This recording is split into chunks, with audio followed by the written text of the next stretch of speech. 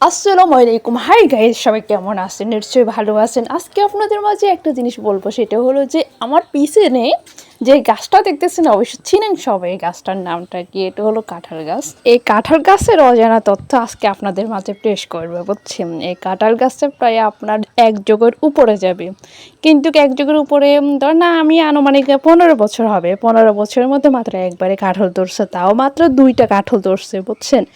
তো সেই 2টা কাঁঠাল যে আলহামদুলিল্লাহ, মানে আল্লাহর কাছে হাজার কোটি শুকর, মানে খাইতে পারছিলাম। এখন এবছরে কাঁঠাল ধরছে 4টার মধ্যে মাশাআল্লাহ আলহামদুলিল্লাহ, মানে 2টাই বড় আর 2টা ছোট আর কি। তো মানে একটা জিনিস আসলে কি বলবো, সেটা হলো যে কথা আছে না, ধৈর্যের ফল মিষ্টি হয়। তো আমরা আসলে কাঁঠাল গাছ অনেকবার গেছিলাম কাটতে আর কি, বুঝছেন?